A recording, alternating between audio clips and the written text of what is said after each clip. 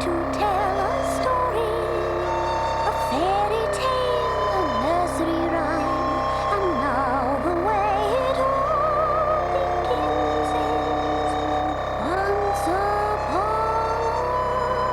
a time.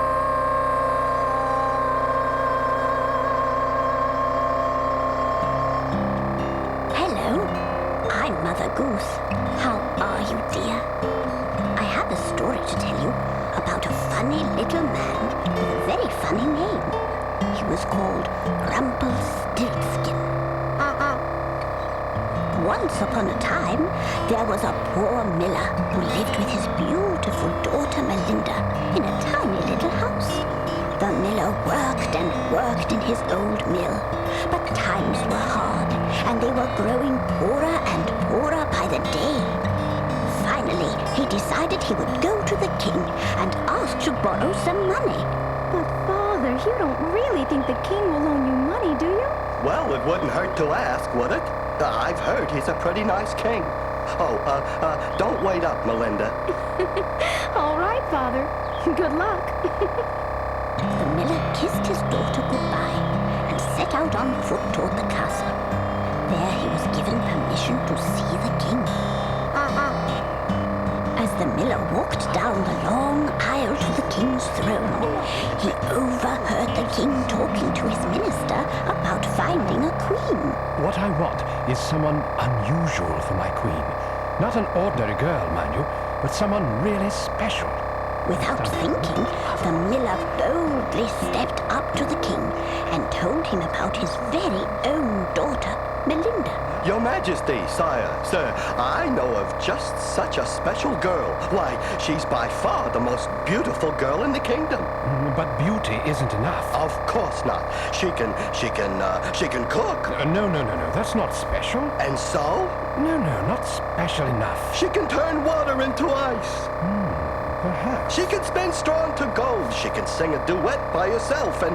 Just a moment. Did you say she can spin straw into gold? The miller, desperate to interest him in his daughter, told the king that Melinda could spin straw into gold. Oh, did I say that? Well, can she or can't she?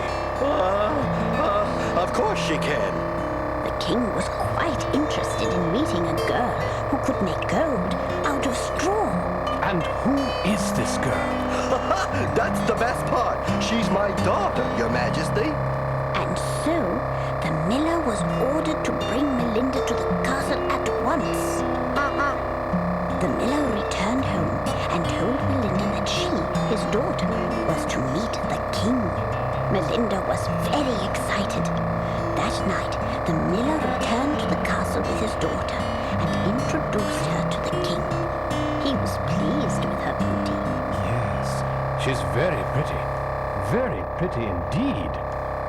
But both the king and the miller knew why he was really interested in Melinda. So, Melinda, how long have you been doing this unusual thing?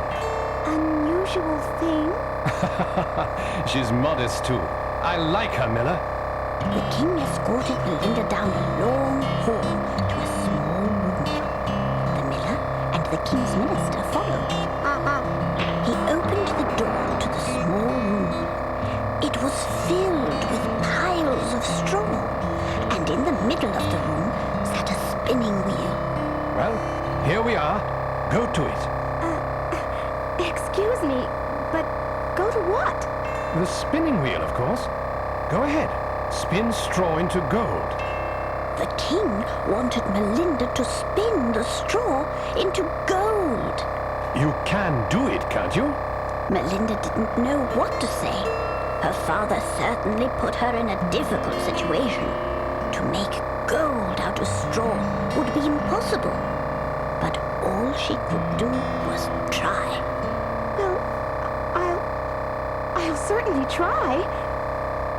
The king told Melinda that she had until morning to spin all the straw into gold. Then he quickly ushered everyone else out of the room.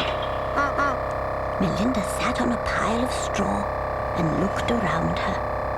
There were no windows and only one door. and everywhere she looked, there were piles and piles of straw. Oh, Father, what have you gotten me into this time? I can't spin straw into gold. I cannot do the impossible.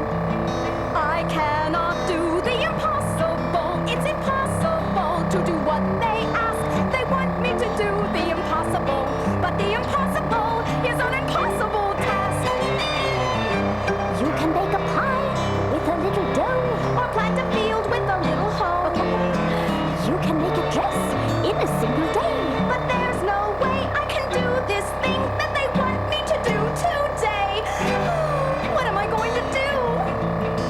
She cannot do the impossible. It's impossible to do what they ask. They want me to do the impossible, but the impossible is an impossible task. Oh, how do I do what I must do? How do I start? I've not a clue. He says that he wants gold spun from this hay. Ha! Without delay. Well, there's just no way I can do what they ask today. Oh, My goodness, what on earth will she do? I hope she'll figure it out. I cannot do the impossible. It's impossible to do what they ask. They want you to do the impossible. But the impossible is an impossible task. Now I wonder, can she turn this straw to gold? I might as well turn pea to cold. This really is a silly request. I'm their guest. I cannot do this impossible thing. I protest. Just then, a little man magically appeared in the room. He wore a funny crooked hat, and he had a very bad temper. Stop that crying, for goodness sakes. Who are you? And where did you come from? And why do you have to ask so many questions?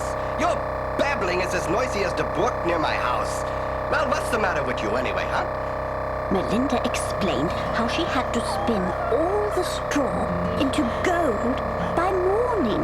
All right, I'll help you. Just stop that crying. Unpleasantly, the little man said that he would help Melinda spin all the straw into gold if she would give him something valuable in return. All I have is my mother's necklace. It's very old. But if you can make gold, this necklace would be of no value to you. Maybe so, but you're gonna pay me something. Come on now, hand it to me. Sadly, Melinda gave the little man her necklace. Then he sat down at the spinning wheel and began to spin. Melinda watched in amazement as the strands of straw turned into beautiful gold. How did you do that? Don't bother me while I'm working. I can't stand being bothered while I'm working. You're just as bad as the squirrels around my house. Always chit-chat, chit-chat, chit-chat. Go sit somewhere. Leave me alone. While the little man worked long into the night, Melinda slept on a pile of straw. The next morning, the king entered the room and found the miller's daughter sleeping on a pile of gold. The entire room was filled with piles of gold. The king was pleasantly surprised. My stars! You did it! You've actually spun straw into gold! This is incredible! You are indeed quite special. Then the king ushered Melinda to another room, twice as large as the first, and had it filled with twice as much straw. If she could spin all that straw into gold, the king would make her his queen. You would make a fine queen, Melinda. So, good luck. Once again, the king left Melinda alone to make gold out of straw. How can I do what I haven't even done? Oh, little man, can you appear again? Oh, please, little man. Just then, the little man with the funny crooked hat appeared again. What is it, straw to gold again? So that the king will marry you? The little man said he would spin the straw into gold one last time if Melinda gave him something even more valuable than before. But I haven't anything else to give you. Not yet, you don't. The little man knew that the king would marry the miller's daughter, so he asked her to give him her firstborn child. Melinda couldn't even think about the future with the task left before her, so she quickly agreed to give him her first child. Why would the king want to marry me anyway? I'm just a miller's daughter. He sat down to work and spun the straw into gold once again, while Melinda slept. That's it. No more straw. I'm going home. When the king arrived in the morning, he was pleased to find Melinda sleeping on a pile of gold, as before. You've done it again. Oh, you shall make a splendid queen, for you know what pleases me. And so, the king and the miller's daughter were married, and the miller was given a place at the castle to live. As time passed, the king and queen were blessed with the birth of a son.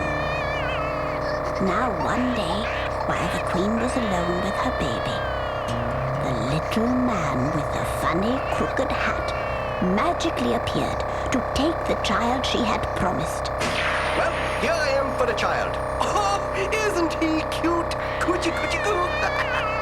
The queen had forgotten her promise, and she begged him to reconsider. You can't take my son. You can't. Take anything else.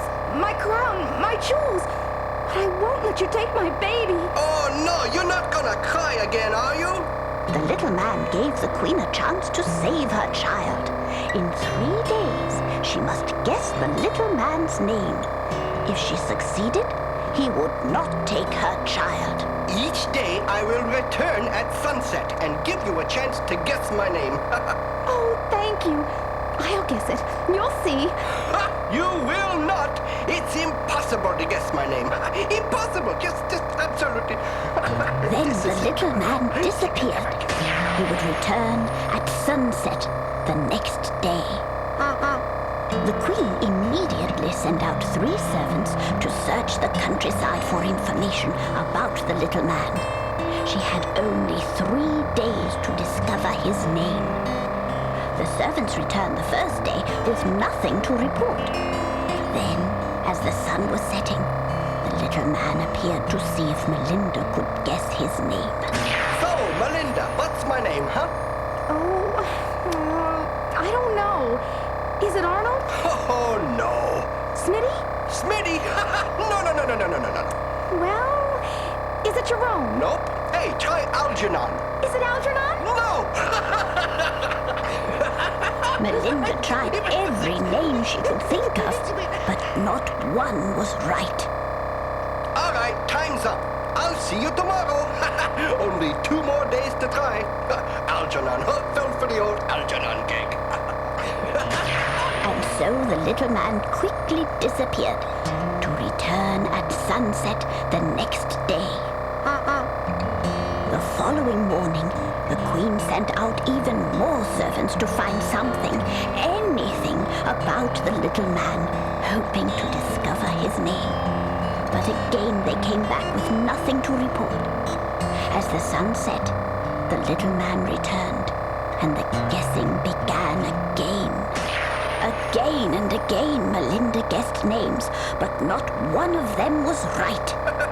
You have 1 more day to guess my name, and if you fail, the child will be mine. Then the little man disappeared, quite confident that Melinda would never guess his name. It was the morning of the last day. Melinda decided that she herself must discover the little man's name. She mounted her horse and rode out into the countryside. As Melinda rode through the forest, she crossed a brook. Suddenly, she remembered that the little man had mentioned a babbling brook. Your babbling is as noisy as the brook near my house. The brook! As she followed the brook, she then remembered him mentioning chattering squirrels. You're just as bad as the squirrels around my house. Always chit-chat, chit-chat, chit-chat. Squirrels! Why, his home must be by this brook, in the forest, where there are squirrels.